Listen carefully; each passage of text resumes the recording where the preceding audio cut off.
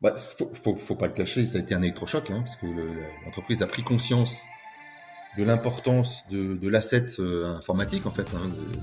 C'est vraiment les fondations de l'entreprise. Si le système d'information ne fonctionne plus, la société ne fonctionne plus.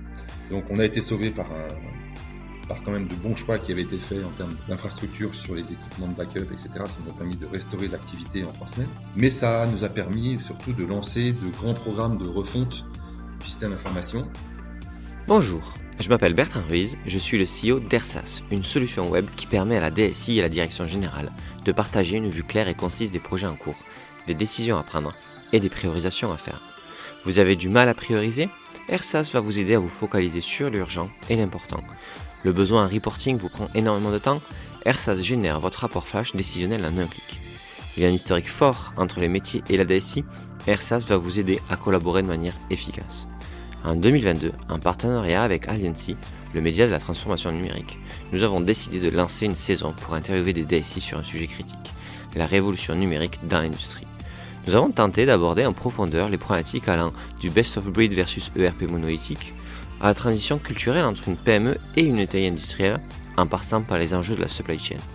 Sur ce, je vous laisse à la découverte de nouvelles façons de faire.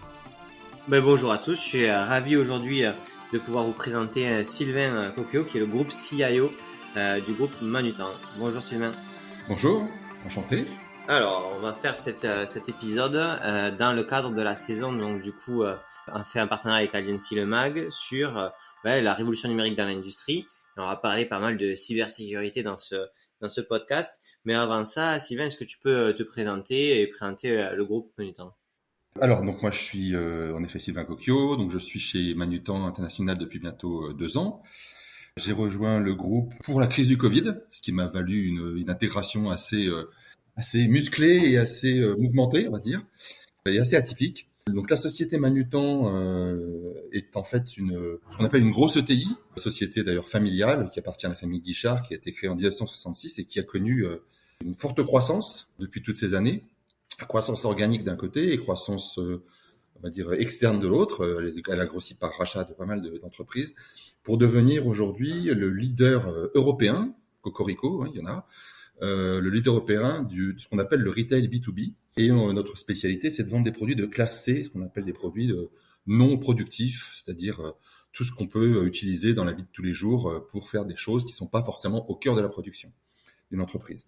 On va donc vendre des stylos, des bureaux, mais également des produits bien plus spécialisés comme le racking dans les entrepôts, des produits dans la santé. On vend également des services, ce qui nous différencie de nos grands concurrents. Donc la société a 3 grandes activités. Une activité pour les entreprises. Donc on parle des grandes entreprises, des moyennes entreprises jusqu'aux petites entreprises, voire les TPE. Ça, c'est le cœur de l'activité. Elle a une très forte présence également dans ce qu'on appelle les autorités locales, Local Authority Divisions en anglais. Donc, on est très présent dans les collectivités locales en France en particulier, les mairies, les écoles, les préfectures, etc., pour lesquelles donc, on est très, très présent. Et puis, la troisième activité, qu'on appelle l'activité artisan, pour laquelle on vend donc des produits pour des plombiers, des électriciens, des jardiniers, etc., tous ces artisans qui ont besoin de matériel. Donc le nerf de la guerre pour Manutan, c'est de référencer des produits pour les distribuer ensuite à ses clients. Donc on a des équipes très très musclées, on va dire, pour référencer des fournisseurs et puis enrichir notre base d'articles qui aujourd'hui compte environ 750 000 articles avec l'ambition d'atteindre le million. Donc plus on référence, forcément, plus on peut se diversifier dans notre proposition de valeur. Donc ça, c'est un premier métier, bien entendu. Le cœur de métier de Manutan, c'est aussi de la logistique, avant tout de la logistique. On achète des produits pour les revendre et les distribuer dans un temps sur lequel on s'engage. Et donc, forcément, le nerf de la guerre, c'est stocker proprement les produits et les livrer dans les délais impartis. Et puis, bien sûr, on s'est engagé, et c'est quelque chose qui a été très salutaire pour Manutan il y a plusieurs années maintenant, dans un mouvement digital. Et la société qui vient finalement de la logistique avec le catalogue a fait le virage du digital il y a maintenant plus de 10 ans pour devenir un des canaux principaux, puisqu'en fait si on parle du canal digital, des canaux digitaux, eh bien on est largement au-dessus de la moitié de nos ventes. Et ça s'est très fortement accéléré avec la période du Covid puisqu'en fait, nos clients travaillaient beaucoup depuis chez eux, et forcément, donc faisaient moins par papier, plus en digital. Donc c'est un mouvement qui s'est accéléré et qui est maintenant dans les gènes de l'entreprise et qui engage d'ailleurs l'entreprise dans des grands mouvements dont je vais vous parler par la suite. Voilà. Ok. Et pour comprendre, pour être sûr de comprendre, vous distribuez et est-ce que vous donc si vous stockez, etc. On est ok. Et est-ce que vous fabriquez vous-même? Alors non, on ne fabrique pas, on a des produits qu'on commercialise à la marque Manutan. Alors on fait beaucoup de dropshipment aussi, donc des produits qu'on achète à nos fournisseurs et qu'on livre directement à nos clients. Mais non, on ne fabrique pas de produits, ce n'est pas notre métier, on est avant tout un distributeur. Ok. Et donc du coup, par contre, vous avez toute cette gestion d'entrepôt de manière massive parce que du coup, et c'est là où il y a des enjeux, j'imagine, assez structurels de logistique assez forts. Tout à fait, on a 7 grands entrepôts en Europe, 3 en France et bien d'autres dans d'autres pays, en Angleterre, en Hollande, dans l'Est de l'Europe, etc. Et donc depuis ces entrepôts, on alimente l'ensemble de nos clients un peu partout en Europe, avec des entrepôts qui sont plus ou moins spécialisés, soit par géographie, soit par type de produit. Et donc, c'est la complémentarité de ce dispositif qui va nous permettre de faire la différence. Donc, en effet, on a de grands mouvements stratégiques pour uniformiser la manière dont on gère nos entrepôts, uniformiser les outils informatiques nécessaires à leur gestion, et puis rendre le plus souple possible les échanges inter-entrepôts et donc inter-entreprises, parce que les entrepôts appartiennent à certaines de nos filiales. Donc il y a des grands enjeux autour de la supply chain, bien entendu, et de grands enjeux autour du digital, qui sont, on va dire, les 2 grandes mamelles de l'entreprise. Ouais, clairement. Et pour être sûr aussi, pareil, de comprendre, par exemple, un concurrent à vous, c'est un Lyreco. Oui, tout à fait, voilà, donc on a des concurrents. Alors, le grand concurrent qu'on craint le plus, entre guillemets, sans vraiment les craindre, parce que c'est Amazon Business, parce qu'en fait, Amazon Business, c'est une grande marketplace, mais qui ne vend pas de services, alors que Manutan vend des produits et des services. Par exemple, quand on vend des produits pour une école, pour une salle de classe, on est capable de vendre le service d'installation de toute la classe. Ce que ne fera bien entendu jamais Amazon Business. Pareil, on a une filiale qui vend des produits de sport. On est capable d'équiper un terrain multisport en plus de tout le matériel pour cet équipement-là. Donc, c'est des prestations de services et on s'engage de plus en plus dans les prestations de services pour cultiver notre différence dans un modèle qu'on appelle un modèle d'alliance, en fait, puisqu'en fait, on va associer des produits, des services, et pourquoi pas des partenaires pour enrichir cette gamme de services. Un des grands enjeux également dans lequel on est en train de s'embarquer, c'est bien entendu l'économie circulaire, avec de grands efforts pour rendre nos produits les plus RSE compatibles. On essaie de traquer la consommation de CO2, de faire en sorte à ce que les produits soient traités avec des éléments recyclables, que nos fournisseurs garantissent justement le côté RSE de leurs produits, etc. Donc il y a tout un pilotage et tout un mouvement important autour du RSE et de l'économie circulaire. Nous venons d'ailleurs de faire l'acquisition, il y a quelques semaines, d'une start-up qui est dans l'économie circulaire, qui s'appelle ZAC. Ça a été véhiculé dans la presse. Ok. Ok, super. Et donc du coup, Sylvain, donc t'es arrivé pour le début du Covid, c'était parfait. Et après, on a vu dans l'actualité qu'il y avait eu quand même des enjeux cybersécurité auxquels vous avez été confrontés. Est-ce que tu peux nous en parler un peu? Oui, bien sûr. Alors moi, en effet, je suis arrivé début mars, donc pour la crise Covid, donc ça a été un petit peu compliqué puisqu'en fait le lundi j'arrivais et le vendredi on mettait tout le monde en télétravail. Donc il a fallu il y avait quelques bons basiques qui étaient là, mais il a fallu prendre des décisions très rapides pour pouvoir acheter des centaines de PC, on va dire muscler la bande internet, rajouter les outils de prise de main à distance, muscler les infrastructures pour gérer la téléphonie à distance, etc., etc. Donc c'était une première crise, on a réussi à la passer tant bien que mal, hein, mais ça s'est fait plutôt avec succès. Et puis ensuite on s'est lancé dans un certain nombre de projets. On va dire que la société Manutan avait lancé un certain nombre de projets plutôt orientés fonctionnels au niveau IT, qui ont été ceux qui ont structuré l'entreprise et qui ont permis de créer une DSI Group, d'homogénéiser une certaine partie du système d'information. Mais quelques aspects on va dire, de l'infrastructure avaient été mis, on va dire, en priorité 2, ce qui fait qu'on a hérité d'un système d'information assez obsolète et assez hétérogène et assez, on va dire, éclaté, puisque pour 2300 employés, on avait 1200 serveurs, ce qui fait que C'est un très bon ratio. oui, ce qui est un ratio tout à fait surprenant. Et c'est vrai que administrer et sécuriser et patcher 1200 serveurs, c'est quasiment impossible avec les équipes qu'on avait. Donc ça veut dire que ça a été forcément un terrain de jeu idéal pour les hackers qui ont découvert cette vulnérabilité et qui nous ont attrapés il y a maintenant une grosse année. Voilà, en immobilisant l'entreprise grâce à une attaque assez sophistiquée et qui nous a, on va dire, immobilisés pendant quelques semaines. Bon, vous en êtes sorti dans tous les cas. Le but, c'est pas de refaire le match, etc. Ça a déjà dû être assez pénible pour vous et c'est pas l'objectif.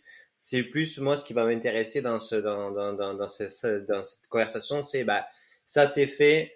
Au final du final, vous avez réussi à vous en sortir. Très bien. Encore, voilà, félicitations aux équipes, etc. Mais après, qu'est-ce que ça a changé dans l'entreprise?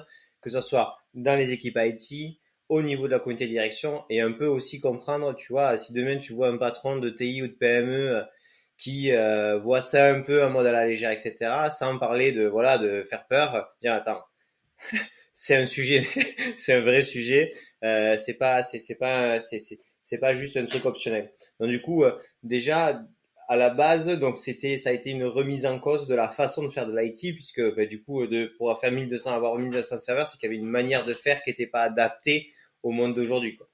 Oui, tout à fait. En fait, faut pas le cacher, ça a été un électrochoc, hein, parce que l'entreprise a pris conscience de l'importance de l'asset informatique, en fait. Hein, c'est vraiment les fondations de l'entreprise. Si le système d'information ne fonctionne plus, la société ne fonctionne plus.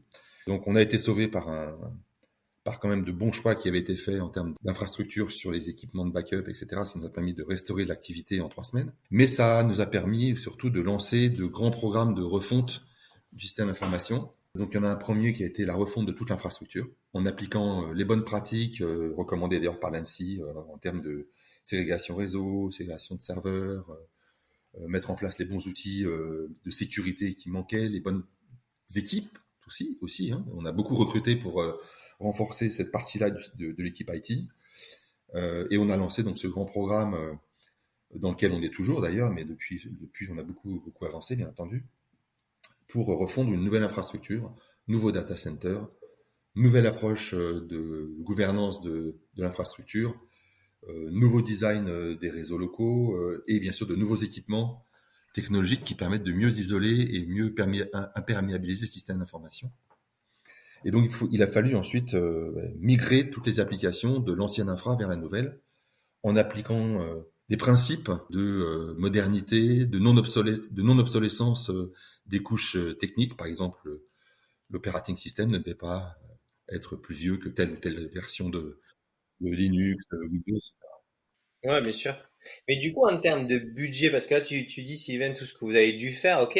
Mais en gros, c'est quoi? T'as dit, il y a eu une crise, du coup, là, t'as dit, vous voyez, on a un budget de X, en fait, il va falloir faire x10 pour arriver à moderniser. Enfin, parce que c'est ça dont on parle, parce qu'en gros, t'accumules une dette globale pendant des années, donc c'est un non-investissement ou un mauvais investissement chronique. Mais quand le jour où tu dois changer, c'est une douille, quoi. Donc, comment ça passe en COMEX? C'est-à-dire, attendez les gars, il va falloir faire x10 du budget que vous pensiez mettre. Alors, je ne vais pas dévoiler de chiffres, bien entendu, mais clairement, l'entreprise a pris conscience qu'il fallait faire un effort énorme de remise à niveau du système d'information, en commençant par l'infrastructure. Donc, pour continuer à tirer la pelote, donc il y a l'infrastructure et la sécurité qui vont avec, bien entendu. Donc, on a déployé un nombre de solutions de sécurité impressionnant qui vont, nouveau firewall, je ne vais pas rentrer dans le détail de ce qu'on a mis en place, mais des solutions de sécurité et les process et les équipes qui vont derrière pour bien gérer cette sécurité en termes de gestion d'incidents, de supervision, etc. Donc ça, c'est un investissement très important. Et ensuite, une fois qu'on a créé cette nouvelle infrastructure, il faut migrer le système d'information vers cette nouvelle infrastructure. Et en voulant faire ça, on s'est aperçu qu'on allait devoir migrer des applications terriblement obsolètes vers des infrastructures plus récentes, qui sont finalement, bien entendu, plus restrictives en termes de mise à jour, de changement de release, de logiciels, etc. Et donc, pour faire ça, on a été amené finalement à faire un tri entre des applications qui sont compatibles et d'autres qui ne le sont pas. Et en faisant ce tri, on s'est rendu compte qu'il allait peut-être falloir lancer un autre mouvement, c'est la refonte du système d'information, pour finalement préparer l'entreprise aux 10 ou 15 prochaines années dans les ambitions qu'elle a de devenir, de rester, de renforcer sa position de leader européen dans le B2B. Donc on a un site d'information qui n'est pas assez ouvert, qui n'est pas assez homogène, qui n'est pas assez sécurisé, qui est trop obsolète, qui n'est pas assez, on va dire, compatible, en tout cas avec les exigences du moment, où on veut beaucoup d'omnicanal, de temps réel, d'ouverture en temps réel vers les partenaires, vers les fournisseurs, vers les clients. Donc tout ça nous a amené à lancer un nouveau schéma directeur, en fait, de refonte du système d'information. Mais donc, du coup, parce que tu n'as pas répondu à ma question en termes de budget et je veux pas monter, mais je veux juste comprendre. Il y a maintenant, est-ce que c'est acté qu'il y a une nouvelle façon de voir le coût de l'IT dans votre business? Clairement oui. Clairement oui. On est passé d'une société qui avait l'habitude de mettre des budgets IT un peu dans le monde du retail. Le monde du retail, c'est un monde que je connais très bien, a l'habitude de ne pas consacrer une grosse partie de son chiffre d'affaires à l'IT. Eh bien, on est en train de migrer vers une société qui a on va dire un positionnement plutôt digital, dans lequel le budget qu'on consacre à l'IT est bien, bien supérieur. Donc, on est dans cette phase de transition, ce qui génère bien entendu des crises de croissance au niveau IT, bien entendu, puisqu'on gère une énorme croissance.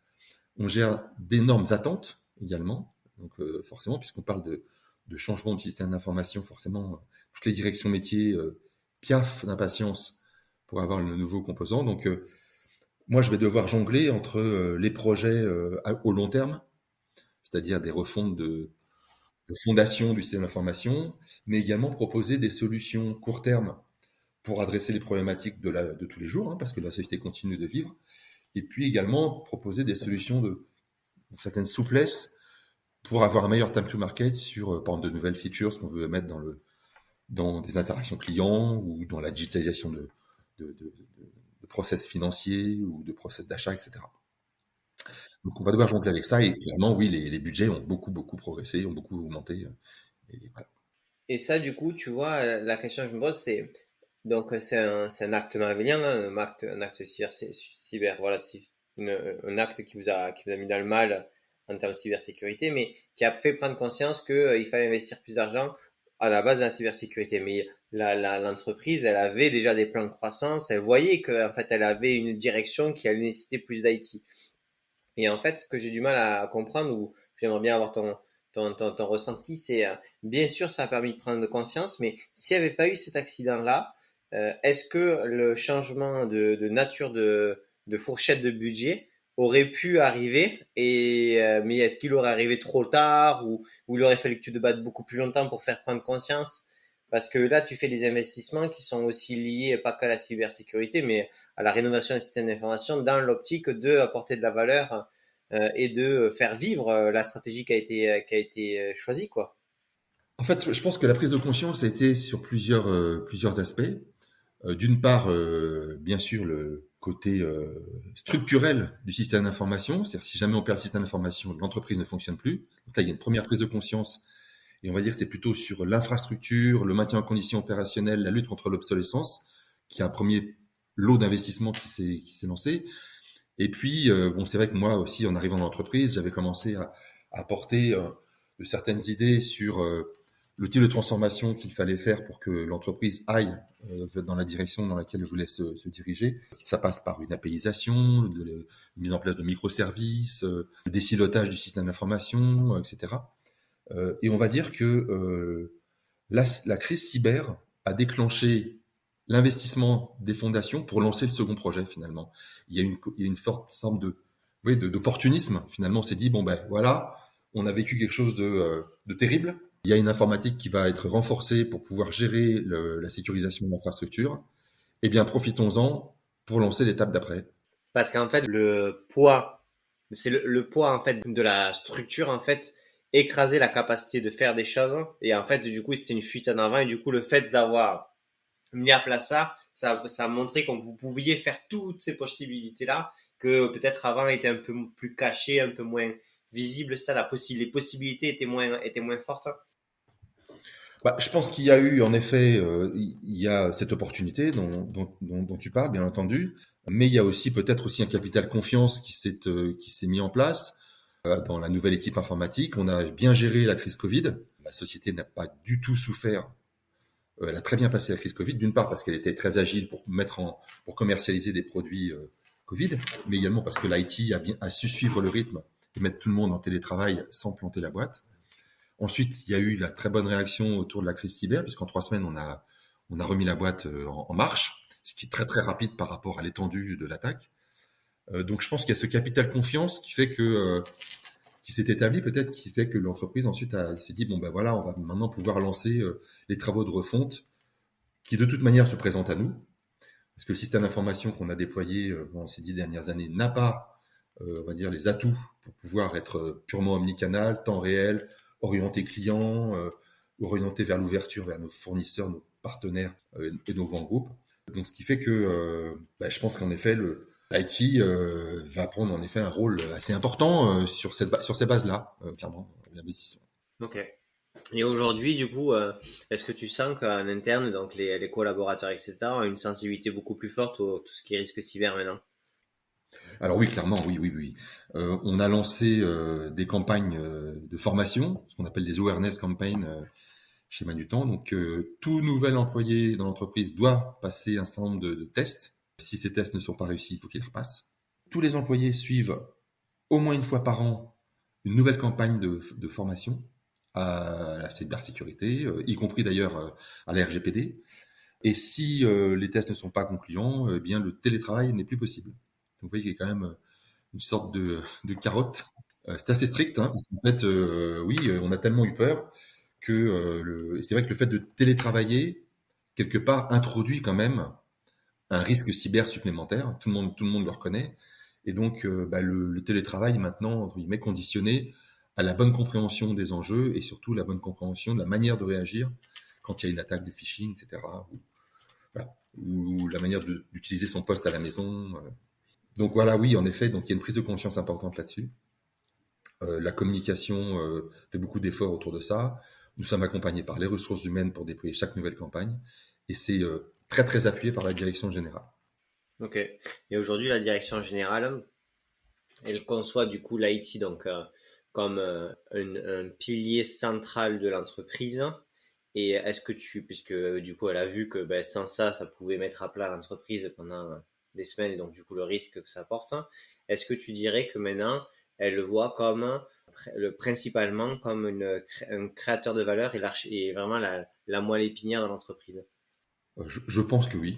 Je pense que oui. D'ailleurs, une nouvelle direction a été créée et est au COMEX. Donc, c'est une direction qui s'appelle MBT. Donc, c'est Marketing and Business Technology, dans laquelle l'IT, bien sûr, est partie prenante, qui consiste à créer la synergie entre les équipes marketing, les équipes d'expérience client, le e-commerce, qui tient une place importante dans notre chiffre d'affaires, la data et le master data management, et l'IT. Donc, cette structure-là tient une place très importante au sein du COMEX de Manutan. Ok. Et imagine, tu vois, moi je suis un patron de TI, ce que je ne suis pas aujourd'hui. Et tu me vois, on échange, etc. Et c'est quoi les trois questions que tu lui poserais pour qu'il se rende compte, en fait, ou pas, s'il est à l'avance, que de l'enjeu cyber ou de l'enjeu IT, puisque bon, c'est ça dont on parle par rapport à sa société, et qu'il a sûrement pas forcément compris l'impact ou l'importance d'avoir un IT orienté valeur, mais aussi par rapport au risque qu'il peut encourir s'il le conçoit pas. C'est quoi que tu me dis ou que tu me poses comme question? Ah, les premières questions que je poserais, je dirais déjà, quel est le pourcentage du budget informatique que vous consacrez à la sécurité? Ça, ce sera la première question, parce que si le pourcentage est très faible, ça montre tout de suite qu'il y a un manque de prise de conscience. Est-ce que de l'énergie est dépensée pour tenir à jour le système d'information sur la partie infrastructure, qui qui peut être vu comme un bête centre de coût, mais si c'est mal fait, ça peut devenir une grosse épine dans le pied, et donc potentiellement un gros risque pour se faire attaquer. Et puis le troisième, bien sûr, c'est est-ce que, par exemple, votre directeur informatique est au COMEX? Est-ce que vous l'écoutez quand il parle, quand il a la parole, ou quand il prend la parole, ou est-ce qu'il est vu juste comme l'exécutant des autres directions et des autres décisions? Je pense que ce sera probablement les trois questions que je poserai. Ok, clair. Et aujourd'hui, toi, comme bon, voilà, vous avez été exposé, ça a été un peu communiqué sur la partie cyber. Est-ce que tu as d'autres DSI ou patrons de PME, TI qui t'ont contacté parce que ils avaient eu aussi eux des problèmes et du coup, est-ce que est-ce qu'il y a des groupes de personnes qui en parlent vraiment et qu'est-ce qui s'y dit dedans? Enfin, tu vois, sur la compréhension un peu du risque réel et effectué aujourd'hui dans ces entreprises-là. Alors oui, oui, oui, oui, oui, oui, oui, bien sûr. Alors déjà, quand on a été attaqué, forcément, nous, on a nos clients, ce sont des grandes entreprises. Il y a toujours eu un grand soutien et une grande compréhension. On s'est pas fait insulter en disant vous êtes des nuls, vous n'avez pas su gérer la situation. Tout le monde sait bien que on est tous exposés à ce genre d'attaque, plus que jamais d'ailleurs. Donc il y a une grande compréhension et puis une grande patience, mais également un besoin d'échange et de transparence sur ce qui se passe, ce qui est le pari qu'on a fait. Donc on a eu, moi j'ai eu beaucoup d'échanges. D'ailleurs on a mis une cellule de communication avec les DSI, RSSI des grands groupes pour pouvoir communiquer en toute transparence sur ce qu'on était en train de faire, sur ce qui nous arrivait, et ce qui nous a d'ailleurs, je pense, bien servi pour la suite des opérations. Ensuite, moi je participe à quelques think tanks où je suis très souvent invité à des séminaires autour de la cybersécurité, etc. Clairement, la prise de conscience, elle est énorme. Il y a vraiment une révolution en termes de prise de conscience sur le besoin de mieux protéger l'entreprise en matière de cyber, en matière de pratique. On sait qu'aussi 70-80%, je crois, des attaques viennent par des erreurs internes. Donc, une prise de conscience de chacun des employés sur les bonnes pratiques en matière d'usage du PC, de son téléphone mobile, des sites web, etc., de la messagerie. Et puis, bien entendu, sur les grandes manœuvres, le positionnement du RSSI, la veille technologique qu'on fait tous autour de la cyber. Par exemple, nous, on a maintenant, chaque trimestre, un point avec des spécialistes en cyber pour faire de la veille techno et savoir quelles sont les tendances, les grands risques, vérifier que nos décisions sont bien prises et qu'elles sont pertinentes. Ça, on prête beaucoup d'attention à tous ces sujets-là. Et je sais que la communauté des DSI et des RSSI est très très mobilisée autour de tous ces sujets-là en France maintenant. On a sûrement rattrapé une partie de notre retard par rapport à certains pays comme les pays anglo-saxons.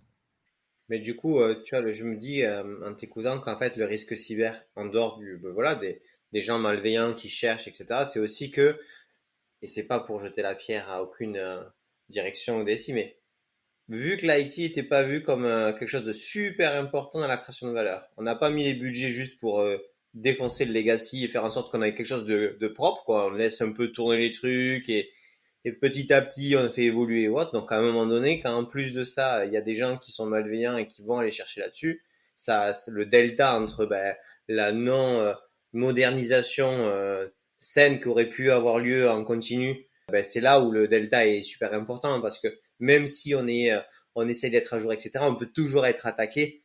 C'est parce que la dette agglomérée ou cumulée fait qu'on est de plus en plus susceptible de recevoir un coup dans le dos, quoi. Non? Ah oui, bien sûr. D'ailleurs, on voit bien que, même en regardant les chiffres du Gartner, hein, que les investissements IT ont fortement progressé. Le secteur du retail est celui qui a connu une des plus grosses croissances. Je crois qu'il se classe en position numéro 2 en matière de croissance du pourcentage de chiffre d'affaires consacré à l'IT et à la cyber et au digital. Donc oui, clairement, on est dans cette prise de conscience-là, dans ce mouvement-là. Manutan, d'ailleurs, suit cette vague-là, comme beaucoup d'autres acteurs dans le monde du retail en particulier. Et tu vois, je sais pas si tu connais un petit peu les PME, mais est-ce que tu penses que par rapport, tu vois, c'est un risque qui est complexe à aborder. Tu parles de compétences, de formation, enfin, tu vois, c'est quand même assez lourd. Un patron de PME, tu lui dis quoi? Tu lui dis, même si tu peux pas te le permettre, fais-le. C'est quoi? À quel niveau d'urgence tu lui dis de le faire en fait? Parce que ça a l'air complexe, ça a l'air technique. Comment tu lui parlerais? J'ai eu quelques expériences avec des PME, avec des audiences, on va dire, assez variées. Certaines ont bien compris l'importance de ça, d'autres moins. J'aurais pas de réponse, on va dire, très parfaite à faire à ça, mais en tout cas, une chose est claire, c'est que j'essaierai de faire prendre conscience du risque cyber et que d'investir dans l'infra, la cybersécurité ou des choses qui paraissent un peu inutile à un patron de PME, ben, c'est carrément jouer avec la survie de son entreprise. Moi, j'ai eu, suite à la crise, des appels de DSI dans des sociétés plus petites que Manutan, qui justement cherchaient à voir quels arguments on pouvait avancer à des patrons de PME pour dire attention, qu'est-ce qu'il faut faire. On a eu des débats assez sympathiques autour de ce sujet-là. D'ailleurs, Manutan a d'ailleurs aussi invité un certain nombre d'un parterre de patrons de petites et moyennes entreprises, voire grosses entreprises. Suite à notre crise, j'ai fait un témoignage et j'ai eu beaucoup de questions de patrons qui justement me disaient mais quel type d'investissement, quel type d'alerte vous pourriez nous remonter. On sentait qu'il y avait vraiment une prise de conscience et un changement de perception de l'IT au sein de l'investissement de ces entreprises-là, qui étaient d'ailleurs dans tous les secteurs. Hein, donc, Aujourd'hui, vous vous êtes servi de l'expérience pour aussi témoigner, bon voilà, un cercle un peu plus privé pour pas non plus se mettre en difficulté bêtement, bien sûr. Et tu vois qu'il y a un intérêt fort, mais c'est vrai qu'aujourd'hui, les moyens d'action, les coûts, à partir de quoi par rapport à la taille d'entreprise, etc., c'est pas évident. Et c'est vrai qu'aujourd'hui, évident de savoir un peu quels moyens pour quel problème, etc. Mais c'est vrai que la base de la base, c'est que les entreprises ont un legacy quand même tellement important qu'elles font évoluer et que pour quand même casser cette problématique-là, ça veut dire aussi refaire de zéro et ça coûte cher. Et donc du coup, on est un peu dans un entre-deux souvent. c'est sûr que mettre beaucoup d'argent dans le système d'information, c'est de l'argent qu'on ne peut pas mettre ailleurs. Donc, c'est pas que c'est sûrement une décision compliquée à prendre, mais à mon sens, qui n'est plus aujourd'hui une alternative, quoi. C'est vraiment mettre sa société en danger que de ne plus investir dans son système d'information. C'est l'offrir quasiment aux hackers, hein, parce qu'en fait, ces hackers ont tous les outils qui vont bien pour repérer l'obsolescence et les vulnérabilités dans un système d'information. Donc, quelqu'un qui ne le fait pas dit, ben voilà, je suis vulnérable et d'ailleurs je le montre parce que ça se voit très facilement en fait. Ouais, en fait, c'est aussi un changement de paradigme en disant, en fait, il y a des gens qui sont aujourd'hui, qui regardent toutes les sociétés, ce qu'ils veulent voir, et ils vont se concentrer sur celles où il y a le plus de possibilités d'action. Et donc, du coup, c'est se mettre plus on commence à avoir une taille critique, plus on va être regardé. Et donc, du coup, ça peut vite commencer à être difficile, quoi. Et du coup, toi, après, t'as trouvé des gens, des sociétés, des partenaires qui étaient spécialistes en cybersécurité où vous avez pu travailler avec eux, des gens en externe qui sont venus un peu vous aider à structurer un peu tout ça? Oui, bien sûr. Alors déjà, quand on a eu la crise cyber, on a été aidé pour gérer la crise par notre cyberassureur qui nous a mis en relation avec des sociétés qui sont spécialisées dans ce genre de démarche en termes de gestion de crise, en termes de relations avec les attaquants, en termes de bonnes pratiques d'action, de communication, de protection, d'anticipation de certains nombre de problèmes. Mais ils nous ont également mis en relation avec des sociétés spécialisées en cyber pour faire l'enquête, pour essayer de trouver ce qui s'est passé et identifier les points d'amélioration. Et c'est avec des sociétés comme celle-là qu'on s'est bien sûr associé pour refondre tout notre système d'information et lancer le programme de refonte de l'infrastructure. Voilà. Donc oui, alors c'est un secteur que je connaissais bien entendu, puisque avant qu'on ait la crise, on avait lancé déjà un certain nombre de grandes initiatives. D'ailleurs, Manutan s'était engagé à fortement augmenter son budget cyber, mais on a été pris de vitesse. Donc la prise de conscience était là, mais donc la crise a bien sûr fait accélérer tout ça. Et donc oui, maintenant on travaille avec des sociétés spécialisées dans ce domaine-là, beaucoup d'ailleurs. Et on a renforcé nos équipes avec des architectes sécurité, des chefs de projet cyber. On a très fortement renforcé les équipes infra qu'on a multiplié par 3 pour maintenant être aussi pour rationaliser, lutter contre l'obsolescence, etc. Donc oui, c'est un véritable virage, on va dire, qui a été pris du temps pour gérer tout ça. Ouais. Ok.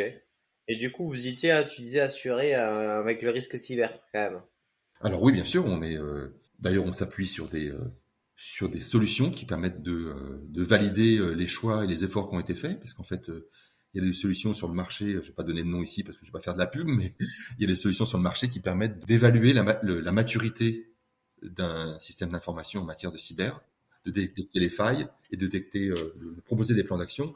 Bien entendu, ces solutions-là, maintenant, elles font partie de notre portefeuille et elles sont d'ailleurs la base sur lesquelles on a pu se réassurer avec un cyberassureur en matière de cybersécurité. Ok. Et aujourd'hui, donc du coup, quand tu vas chercher un partenaire, une solution SaaS, etc., pour un métier ou qu'un métier te vient là-dessus, comment tu gères le risque enfin, voilà, c'est quoi ton processus pour comprendre ou voir ou auditer le risque cyber que cette société pourrait te faire porter? Alors, à chaque nouveau projet, donc on lance maintenant une procédure d'étude d'impact, bien entendu, avec un architecte d'entreprise, des compétences digitales ou des compétences plus data, etc. Une fois qu'on a avancé sur le use case, on lance ce qu'on appelle une design review. Et dans cette design review, il y a autour de la table, donc bien entendu les architectes, ceux qui ont évalué la solution avec les équipes métiers, mais il y a aussi le RSSI qui va faire passer une série de tests et des questionnaires pour s'assurer que la solution passe un certain nombre de paliers, on va dire, de prérequis. On met autour de la table également une juriste. On a la chance d'avoir à la direction juridique une personne qui est dédiée à l'IT et qui va valider avec nous tous les aspects contractuels du partenaire qui peut proposer la solution soit en mode SaaS, soit nous accompagner dans un mode plus classique on-premise. Et donc, il y a toute une revue contractuelle qui est faite. On fait également ce qu'on appelle une DPIA, c'est Data Privacy Impact Assessment, pour s'assurer que le traitement qu'on met en œuvre respecte bien la réglementation, la RGPD, en matière de data privacy. Et une fois qu'on a checké toutes ces choses-là, on peut se lancer dans le projet. S'il y a quelques aspects qui ne sont pas respectés, on n'y va pas. Ok. Donc maintenant, c'est assez en mode carré, carré, quoi. Oui, c'est assez. Oui, là, tout passe dans les mains du RSSI. Ok, tout passe dans le même ici. Et sur la partie, donc du coup, quand c'est du SaaS, vous demandez obligatoirement, je sais pas moi, ISO 27001, SOC 2, pas forcément, vous auditez, comment vous faites? Alors oui, on essaye bien sûr maintenant parce que tous les grands acteurs du SaaS sont quasiment tous SOC 2, ISO, enfin, etc. D'ailleurs, on est en train de passer nous notre certification ISO 27000 parce qu'en fait, on propose nos services à de grandes entreprises qui exigent de nous ce que nous on exige de nos fournisseurs. Donc, on est en train de s'engager dans ces certifications-là. Et donc, oui, en effet, on a des équipes d'infra qui vont valider la haute disponibilité, la sécurité, les outils qui sont mis en place pour sécuriser les systèmes, les audits qui sont mis en place. On se laisse le droit également de pouvoir faire des audits réguliers. Oui, on met tout ça dans nos contrats. Et ça peut ralentir un peu le process, bien entendu, mais c'est une condition vraiment sine qua non pour qu'on aille plus loin, avant d'aller plus loin dans le projet. Ok, très clair. Et ça, dans la partie, on va dire, test and learn, innovation, etc., tu le fais même avant de tester une solution pour voir si ça répond au use case métier, ou est-ce que tu le fais un peu après? Enfin, comment tu séquences un peu le truc pour éviter que ce soit non plus trop lourd dès le début alors qu'on n'a pas validé l'intérêt réel métier? Alors, il y a plusieurs réponses. Donc, on s'est lancé donc depuis maintenant 1 an et demi dans une transformation digitale, comme je le disais, et donc on a créé une digital factory qui donc développe en interne de nouveaux services, de nouvelles API, de nouveaux microservices, et on procède par du security, du privacy by design, en se dotant d'outils qui vont valider un certain nombre de principes. Donc on a une architecture technique qui vérifie que on stocke les sources comme il faut, que les droits d'accès sont bien gérés, qu'on utilise des librairies qui sont sécurisées. On a même des outils qui vont faire des checks de sécurité des composants qu'on utilise. On fait de l'auto-testing dans nos développements. On va dire qu'on a mis en place toute une série de process, d'outils et de méthodes de travail qui sont validés également par le RSSI. Et donc, avant chaque mise en prod, bien entendu, on passe par une série de tests. D'ailleurs, on fait des tests de pénétration, des tests anti-phishing, des tests d'intrusion, des tests d'intrusion sur l'Active Directory. Enfin, tout ça, on l'a maintenant mis dans nos gènes et dans notre security policy. Et d'ailleurs, c'est exigé par notre cyberassurance. Pour aller plus loin maintenant, pour être assuré correctement en cyber, il faut montrer patte blanche sur un certain nombre de sujets.